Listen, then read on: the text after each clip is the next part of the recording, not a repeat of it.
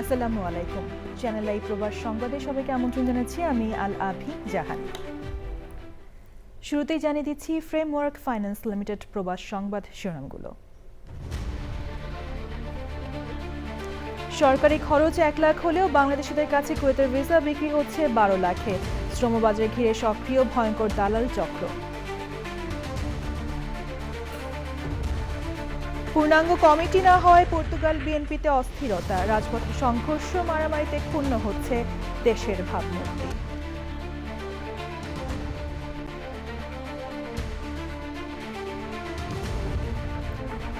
ইরানের সঙ্গে যুক্তরাষ্ট্রের সংঘাতে জড়ানো চরম বোকামি, বললেন ট্রাম্প। হামলা না হলে ইরান পরমাণু অস্ত্রের মালিক হতো মন্তব্য।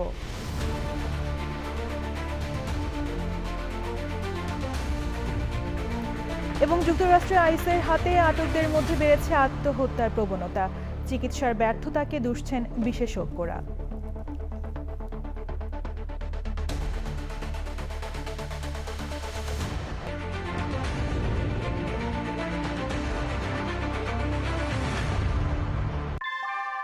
নিউ ইয়র্কে প্রবীণদের কাছে আস্থার নাম অল কাউন্টি হোম কেয়ার। এখানে পাচ্ছেন প্রিয়জনের যত্নে অভিজ্ঞ কেয়ার গিভার। কল করুন 646-444-2266। সংবাদ শিরোনামগুলো জানাচ্ছিলাম। এখনকার এই সংবাদ আয়োজন একই সঙ্গে চ্যানেল আই এর ইউটিউব চ্যানেলে এবং চ্যানেল আই এর ওটিটি প্ল্যাটফর্ম আই স্ক্রিনে লাইভ স্ট্রিম হচ্ছে। এবার বিস্তারিত। সরকারি খরচ মাত্র 1 লাখ টাকার কিছু বেশি, অথচ সেই ভিসাই বাংলাদেশিদের কাছে বিক্রি হচ্ছে 7 লাখ থেকে 12 লাখ টাকায়। কুয়েতগামী শ্রমবাজারকে ঘিরে সক্রিয় ভয়ঙ্কর দালাল সিন্ডিকেট। স্বপ্ন নিয়ে বিদেশে যাওয়া অনেক প্রবাসী ঋণের বোঝা নিয়েই পড়ছেন চরম ঝুঁকিতে। তবে অনিয়ম রোধ এবং ভিসা যাচাইয়ের ক্ষেত্রে কঠোর অবস্থানে রয়েছে বাংলাদেশ দূতাবাস। কুয়েত থেকে জিসান মাহমুদের তথ্য ও ছবিতে সাদি মাহমুদের রিপোর্ট। মধ্যপ্রাচ্যের অন্যতম ধনী দেশ কুয়েত। উন্নত জীবন আর পরিবারের মুখে হাসি ফোটানোর আশায় প্রতিনিয়ত এই দেশে পাড়ি জমাচ্ছেন হাজারো বাংলাদেশি। কিন্তু সেই স্বপ্নযাত্রার পথেই সক্রিয় একটি শক্তিশালী দালাল সিন্ডিকেট। সরকারি নিয়ম অনুযায়ী কুয়েতের 18 নম্বর কর্ম ভিসার নির্ধারিত খরচ 1,06,780 টাকা। অথচ একাধিক হাত বদল আর দালালদের দৌরাত্ম্যে একই ভিসার জন্য একজন বাংলাদেশি শ্রমিককে গুনতে হচ্ছে 7 লাখ থেকে 12 লাখ টাকা পর্যন্ত। অভিযোগ রয়েছে, একই ধরনের ভিসা ও একই বেতনে ভারত, নেপাল কিংবা শ্রীলঙ্কার শ্রমিকরা সরকারি ব্যবস্থাপনায় যেখানে মাত্র 1 থেকে 1.5 লাখ টাকায় কুয়েতে আসতে পারছেন, সেখানে বাংলাদেশিদের কাছ থেকে নেওয়া হচ্ছে কয়েক গুণ বেশি অর্থ। দালালরা বলে কুয়েতে 1 দিনারে 400 লাগা কুয়েত। এই কথা বলে প্রবাসীরা আসলে এখানে আসার জন্য তাড়াহুড়া করে দালালদের খপ্পরে পড়ে এখানে আসে। তারা অনেক কষ্টে দিন যাপন করছে। তো এখানে অনেক দালালের মাধ্যমে বা এজেন্টের মাধ্যমে বা অফিসের মাধ্যমে যারা ভিসা নেন, তো নেওয়ার পরে আসার পরে এখানে আসার পরে অনেকে প্রতারণা হয়। অতিরিক্ত টাকা জোগাড় করতে অনেকেই নিচ্ছেন বড় অঙ্কের ঋণ। পরে কুয়েতে এসে সেই ঋণের চাপ সামলাতে গিয়ে কেউ কেউ জড়িয়ে পড়ছেন অবৈধ কাজ কিংবা স্থানীয় আইন লঙ্ঘনের মতো ঝুঁকিপূর্ণ কর্মকাণ্ডে। অনেক প্রবাসী আবার প্রশাসনের অভিযানে গ্রেফতার হয়ে নিঃস্ব অবস্থায় দেশে ফিরছেন। এ বিষয়ে প্রবাসীদের সতর্ক থাকার আহ্বান কুয়েতে নিযুক্ত বাংলাদেশের রাষ্ট্রদূতের। বছরে 11 মাস কাজ করবেন, 1 মাস পুরো বেতনে তার ছুটি যাওয়ার কথা, এবং এই সব তথ্য লিপিবদ্ধ হয়ে তার একটা কাজের কন্ট্রাক্ট তার পাওয়ার কথা। কাজের কন্ট্রাক্টটা হাতে পেয়ে ভিসার সঠিকতা যাচাই করে তারপরে কুয়েতে আসবেন, আর এছাড়া আপনি প্রতারিত হতে পারেন। স্বপ্নের দেশে যাওয়ার আগে একটু সচেতনতাই বদলে দিতে পারে একজন প্রবাসীর ভবিষ্যৎ। দালালের প্রলোভনে নয়, সরকারি নিয়ম মেনে নিরাপদ অভিবাসন নিশ্চিত করার আহ্বান সংশ্লিষ্টদের। সাদি মাহমুদ, চ্যানেল আই। দীর্ঘ 2 বছরেরও বেশি সময় ধরে পর্তুগাল বিএনপির পূর্ণাঙ্গ কমিটি গঠন না হওয়ায় চরম অস্থিরতা বিরাজ করছে দলটির স্থানীয় নেতাকর্মীদের মধ্যে। এই রাজনৈতিক অচল অবস্থা এখন আর শুধু ঘরোয়া বৈঠকে সীমাবদ্ধ নেই, বরং তা গড়িয়েছে প্রবাসী বাংলাদেশিদের মধ্যে রক্তক্ষয়ী সংঘর্ষ ও মারামারিতে। লিসবনের প্রকাশ্য রাজপথে প্রবাসীদের এমন বিবাদ পর্তুগিজ সমাজের কাছে বাংলাদেশের ভাবমূর্তি মারাত্মকভাবে ক্ষুণ্ণ করছে। পর্তুগাল প্রতিনিধি হাফিজ আল আসাদের রিপোর্টে বিস্তারিত। আহ্বায়ক কমিটি ঘোষণার পর থেকেই পর্তুগাল বিএনপির পূর্ণাঙ্গ কমিটি দেওয়ার দাবি জানিয়ে আসছিলেন তৃণমূলের নেতাকর্মীরা। কেন্দ্র এবং স্থানীয় সিনিয়র নেতাদের সমন্বয়হীনতায় বারবার পিছিয়ে গেছে কমিটি গঠন।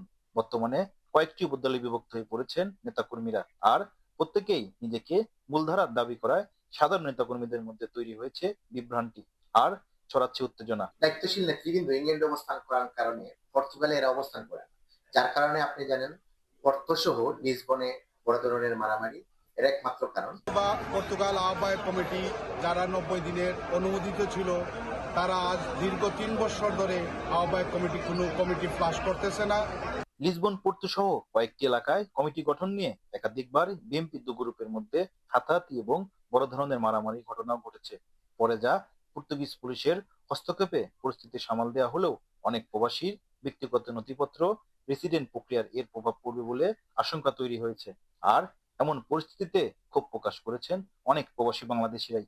বর্তমান পর্তুগাল আহ্বায়ক কমিটিটা এটা একটা অবৈধ কমিটি, তারা 90 দিনের কথা কইয়া আজকে 4 বছর হয়ে গেছে। বিএনপির অনেক নেতা কর্মী মনে করেন এভাবে চলতে থাকলে প্রবাসের মাটিতে জনপ্রিয়তা হারাবে এই দলটি। তারা বলছেন বাংলাদেশ থেকে কেন্দ্রীয় কমিটির হস্তক্ষেপ ছাড়া এই পরিস্থিতি সামাল দেওয়া সম্ভব নয়।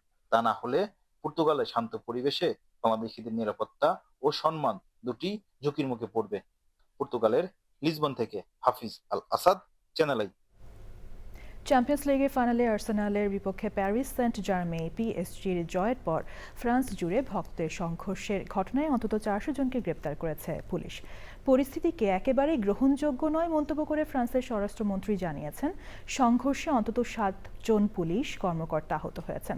সহিংসতার ঘটনায় 6টি যানবাহন এবং 2টি ব্যবসা প্রতিষ্ঠান ক্ষতিগ্রস্ত হয়েছে। বিস্তারিত জানাচ্ছেন আমিনা রহমান সুপ্তি।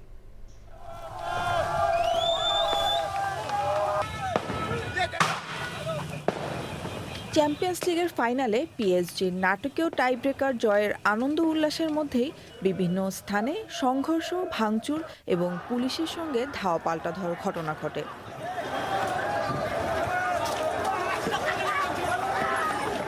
ফ্রান্সের স্বরাষ্ট্র মন্ত্রণালয়ের তথ্য অনুযায়ী সারা দেশে মোট 416 জনকে আটক করা হয়েছে। এর মধ্যে শুধু প্যারিসেই আটক হয়েছেন 283 জন।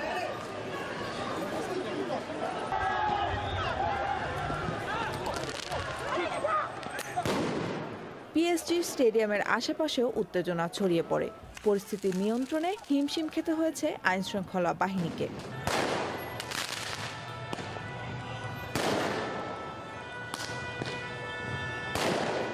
রাজধানী প্যারিসে বাস, ট্রেন ও রেল পরিষেবা ব্যাহতকারীদের অস্থিরতা দমনে হাজার হাজার আইনশৃঙ্খলা বাহিনীর সদস্য মোতায়েন করা হয়।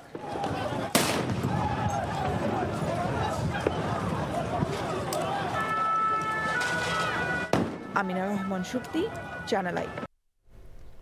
গণতান্ত্রিক কঙ্গো প্রজাতন্ত্রে ইবোলার দ্রুত বিস্তার নিয়ে গভীর উদ্বেগ প্রকাশ করেছে চিকিৎসা দাতব্য সংস্থা MSF। সংস্থাটি জানিয়েছে প্রাদুর্ভাব ঘোষণার মাত্র 2 সপ্তাহের মধ্যে 1000-এর বেশি সন্দেহভাজন রোগী শনাক্ত হয়েছে এবং অন্তত 246 জনের মৃত্যু হয়েছে। MSF এর উপপরিচালক অ্যালান গঞ্জালেস বলেন, অল্প সময়ে এত বেশি রোগী শনাক্ত হওয়ার নজির আগে দেখা যায়নি। পরিস্থিতি পর্যালোচনায় সবচেয়ে ক্ষতিগ্রস্ত ইতুরি প্রদেশ সফর করেছেন বিশ্ব স্বাস্থ্য সংস্থার প্রধান ডক্টর টেড্রোস আধানম গ্যাব্রিয়াসুস। তিনি রোগ মোকাবেলায় স্থানীয় জনগণের অংশগ্রহণ বাড়ানোর আহ্বান জানিয়ে সতর্ক করে বলেছেন, ইবোলায় মৃত ব্যক্তির দেহ স্পর্শের মতো কিছু সামাজিক রীতি সংক্রমণ আরও বাড়াতে পারে।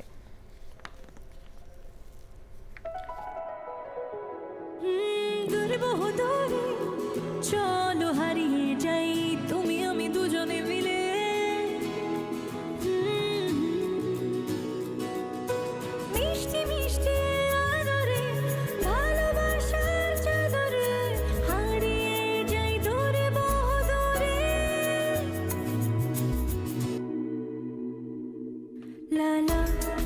এভাবেই হারিয়ে গিয়ে ফিরে আসার গল্পগুলো বুনি শাহজালাল ফুড প্রোডাক্টসের বিস্কুট এবং ড্রাই ফ্রুটের সাথে। শাহজালাল, ঐতিহ্যের অনন্য স্বাদ, বিশ্বময়। এবার দেখবেন ইউএসএ সংবাদ।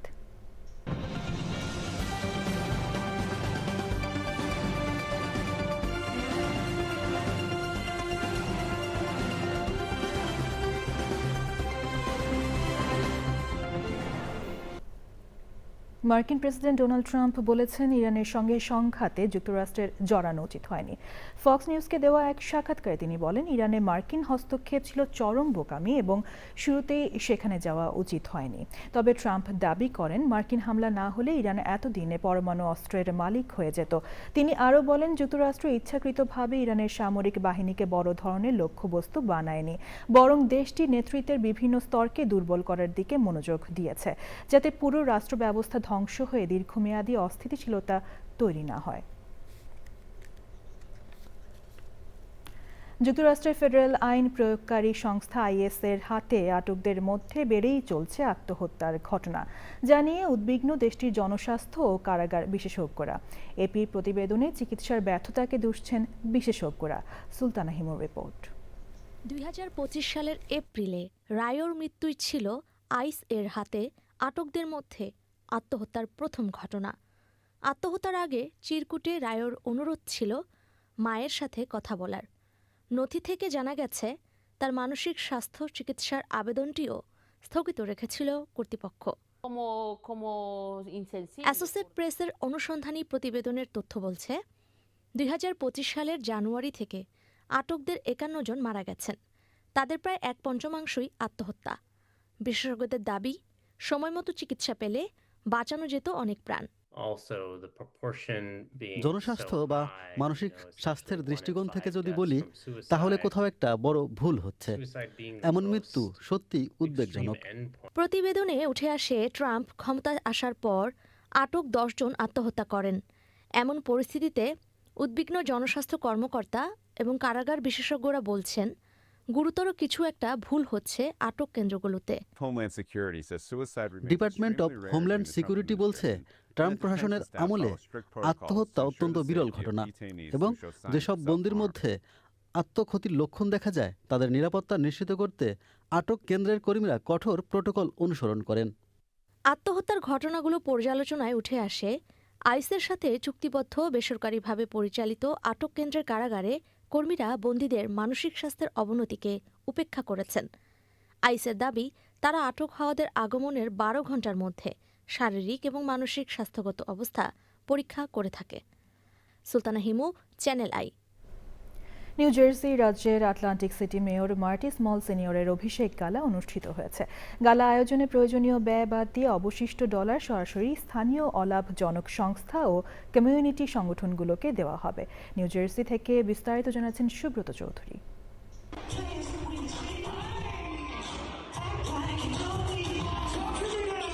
মেয়র মার্টি স্মল সিনিয়রের অভিষেক গালা অনুষ্ঠান শুধু জাঁকজমকপূর্ণ উদযাপনই নয়, বরং কমিউনিটির কল্যাণে এক শক্তিশালী উদ্যোগ হিসেবে বিবেচিত হয়েছে। কেননা এই অনুষ্ঠানের মাধ্যমে যে তহবিল সংগৃহীত হবে, তা শুধু যুব সমাজের জন্যই নয়, বরং প্রবীণ নাগরিক, ভেটারান, শিল্প সংস্কৃতি এবং বিভিন্ন দাতব্য সংস্থা ও মানব কল্যাণমূলক কার্যক্রমে ব্যয় করা হবে, যা এই অভিষেক গালাকে এক অনন্য মানবিক উদ্যোগে পরিণত করেছে। অভিষেক গালার এই আয়োজনে প্রয়োজনীয় ব্যয় বাদ দিয়ে অবশিষ্ট প্রতিটি ডলার সরাসরি স্থানীয় অলাভজনক সংস্থা ও কমিউনিটি সংগঠনগুলোকে দেওয়া হবে, যা এই আয়োজনকে আরও অর্থবহ করে তুলেছে। এসব সংস্থা মূলত যুব সমাজ, প্রবীণ নাগরিক, বহুজাতিক সাংস্কৃতিক কার্যক্রম এবং শিল্পকলার সঙ্গে যুক্ত। এর মধ্যে বাংলাদেশ কমিউনিটিও অন্তর্ভুক্ত। মেয়র মার্টি স্মল বাংলাদেশ কমিউনিটির জন্য সবসময় অবদান রাখতেছে, আমি তার সফলতা কামনা করি। মার্টি স্মলকে ধন্যবাদ জানাচ্ছি যে সে সবসময় এইভাবে আমাদেরকে হেল্প করে এবং ভবিষ্যতেও করবেন আশা করি। আমি মেয়র মার্টি স্মলকে অভিনন্দন জানাই। উনি আমাদের বাঙালি কমিউনিটির জন্য কাজ করে আসছেন, ভবিষ্যতেও কাজ করবেন। তাকে ভবিষ্যৎ মঙ্গলের জন্য তার শুভকামনা করি। বাংলাদেশ কমিউনিটির নেতৃবৃন্দ অনুদানপ্রাপ্ত বিভিন্ন সংগঠনের সাথে বাংলাদেশ কমিউনিটিকে অন্তর্ভুক্ত করার জন্য মেয়র মার্টি স্মল সিনিয়রকে ধন্যবাদ জানিয়ে বলেন, বাংলাদেশ কমিউনিটিকে প্রদত্ত অনুদান কমিউনিটি সেবায় তাদের চলমান সেবা কার্যক্রমকে আরো গতিশীল করবে। আজকের এই গালা অনুষ্ঠান থেকে উদ্ধৃত তহবিল কমিউনিটির বিভিন্ন সংগঠনকে প্রদান করা হবে, যা মানব কল্যাণে ব্যয় করা হবে। তাই এই গালা অনুষ্ঠান একটি মহৎ উদ্যোগ হিসেবে সর্বমহলে বিবেচিত হচ্ছে। Subrata Chowdhury, channel I, hard rock casino, Atlantic city, new jersey, America. New ইয়র্কে শহীদ প্রেসিডেন্ট জিয়াউর রহমানের ৪৫তম শাহাদাত বার্ষিকী উপলক্ষে দোয়া মাহফিল হয়েছে। জ্যাকসন হাইটসের বাংলাদেশ স্ট্রিটের নবান্ন রেস্তোরাঁর সামনে অনুষ্ঠানের আয়োজন করে জ্যাকসন হাইটস এলাকাবাসী। অনুষ্ঠানে শহীদ প্রেসিডেন্ট জিয়াউর রহমান ও সাবেক প্রধানমন্ত্রী বেগম খালেদা জিয়ার আত্মার মাগফিরাত ও বাংলাদেশের সমৃদ্ধি কামনা করে দোয়া করা হয়। আয়োজনে ছিলেন জ্যাকসন হাইটস এলাকাবাসী সংগঠনের প্রেসিডেন্ট শাকিল মিয়া, সেক্রেটারি মোহাম্মদ আলম নমি। বক্তব্য রাখেন অ্যাটর্নি মঈন চৌধুরী, বিএনপি নেতা গিয়াস আহমেদ ও অন্যরা।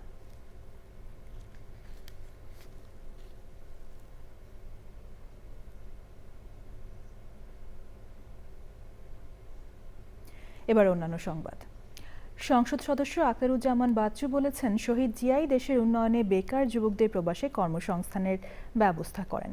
শহীদ জিয়া ও বেগম খালেদা জিয়ার নেতৃত্ব অনুসরণ করে প্রধানমন্ত্রী তারেক রহমান দেশের মানুষের ভাগ্য উন্নয়নে বিরামহীন পরিশ্রম করে যাচ্ছেন। শহীদ প্রেসিডেন্ট জিয়াউর রহমানের ৪৫তম শাহাদাত বার্ষিকী উপলক্ষে মালয়েশিয়া বিএনপি ও অঙ্গ সহযোগী সংগঠন আয়োজিত দোয়া ও আলোচনা সভায় তিনি এ কথা বলেন।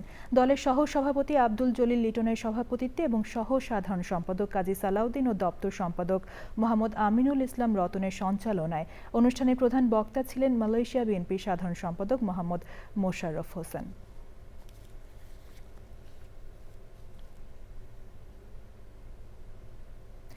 শহীদ রাষ্ট্রপতি জিয়াউর রহমানের ৪৫তম শাহাদাত বার্ষিকী উপলক্ষে আলোচনা সভা ও দোয়া মাহফিল করেছে বাংলাদেশ জাতীয়তাবাদী দল বিএনপির ইটালির ভেনিস শাখা।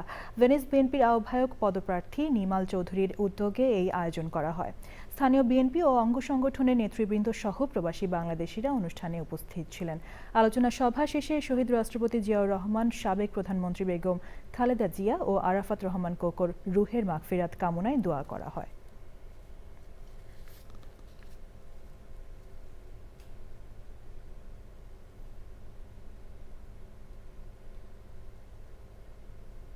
ভারতের পশ্চিমবঙ্গে তৃণমূল কংগ্রেসের জাতীয় সাধারণ সম্পাদক এবং সাবেক মুখ্যমন্ত্রী মমতা বন্দ্যোপাধ্যায়ের ভাতিজা অভিষেক বন্দ্যোপাধ্যায়কে ডিম নিক্ষেপ ও মারধর করা হয়েছে।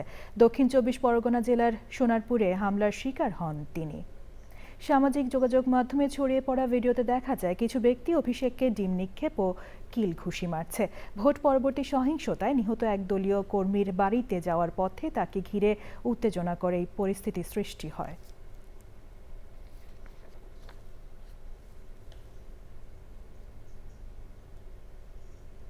মেক্সিকোতে নিহত ও নিখোঁজ সাংবাদিকদের স্মরণে একটি স্মৃতিস্তম্ভ নির্মাণ করা হয়েছে। শনিবার এই স্মৃতিস্তম্ভ উদ্বোধন করা হয়। এতে ২০০০ সাল থেকে নিহত অন্তত ২০০ সাংবাদিক এবং নিখোঁজ ৩৫ জনের নাম স্থান পেয়েছে। উদ্বোধনী অনুষ্ঠানে মানবাধিকার কর্মী, সাংবাদিক এবং নিহতদের স্বজনরা তাদের ছবি ও প্ল্যাকার্ড নিয়ে অংশ নেয়। এ সময় বক্তারা সাংবাদিক হত্যা ও গুমের ঘটনায় জড়িতদের বিচার দাবি করেন।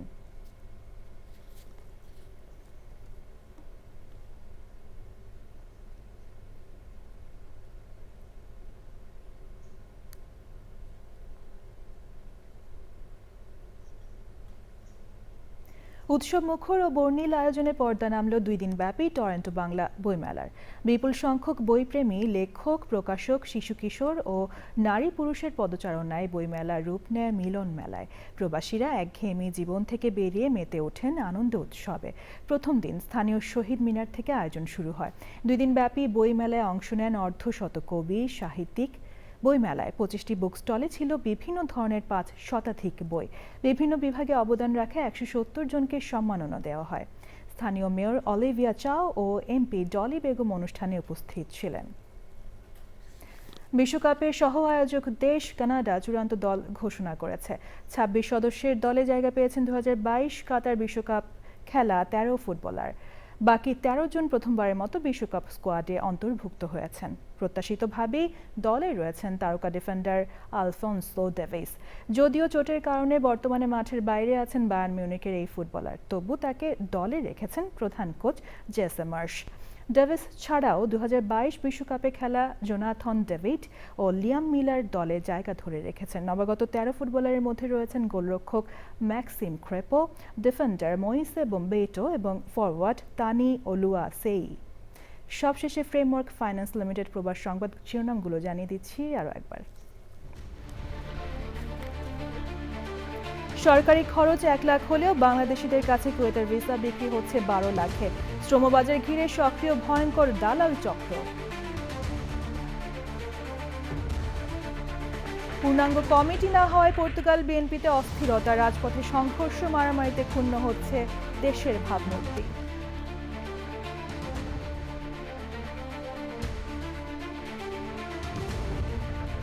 ইরানের সঙ্গে যুক্তরাষ্ট্রের সংঘাতে জড়ানো চরম বোকামি, বললেন ট্রাম্প। হামলা না হলে ইরান পরমাণু অস্ত্রের মালিক হতো, মন্তব্য।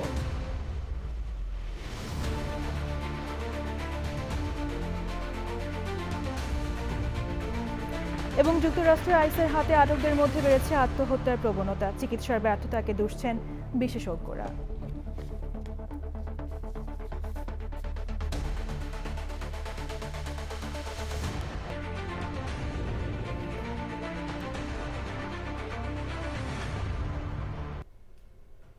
বাংলাদেশ স্যাটেলাইট কোম্পানি লিমিটেড পরিচালিত জরিপ অনুযায়ী আগের মাসগুলোর মতো এপ্রিলেও টিআরপি টপার অর্থাৎ দেশের সবচেয়ে জনপ্রিয় টেলিভিশন চ্যানেল আই এর সর্বশেষ সংবাদ জানতে ভিজিট করুন channelionline.com। আমাদের সোশ্যাল মিডিয়া প্ল্যাটফর্মগুলোর পাশাপাশি যুক্ত থাকুন ওটিটি প্ল্যাটফর্ম আই স্ক্রিনের সাথে।